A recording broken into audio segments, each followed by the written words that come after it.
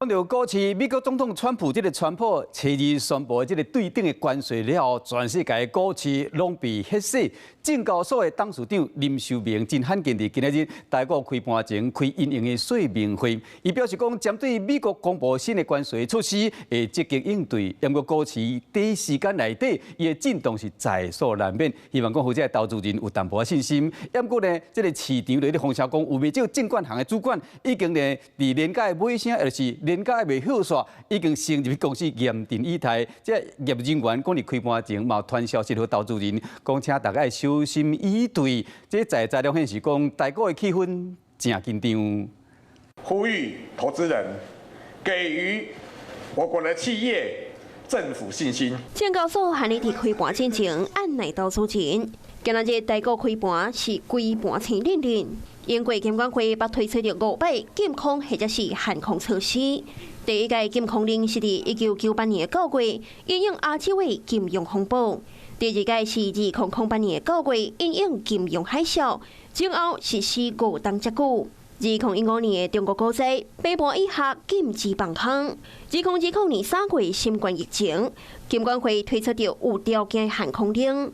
顶一届是2022年，受到乌克兰甲俄罗斯的战争、甲美国提款利息等等的冲击，推出着动工落超过300个以上，第二天的交易日都未当放空的措施。所落个就是这摆因应川普的关税，采取在盘前来决定相关的措施，而不是像过去一样经过市场发展。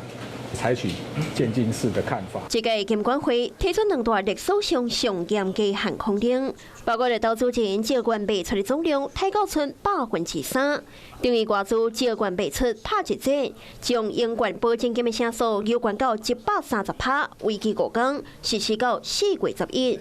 营养措施，经济监管行的行员，连加一放一半都红叫对公司提名，而且请投资人先汇保证金。所以来到今仔日开盘，那当做林秀明，当然监管行的人员拢传消息提醒投资人一定要细致，是讲这限空令到底会维持偌久呢？其实它是对于市场它有一个信心上面的一个稳定的一个作用，急速反弹的时候撤掉。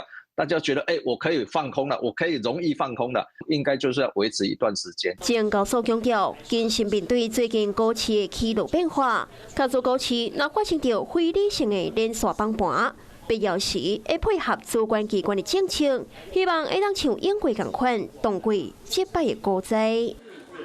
你好，我是宋彦明，想掌握最及时的新闻资讯吗？赶紧订阅、按赞、开启小铃铛，锁定华视新闻 YouTube 频道。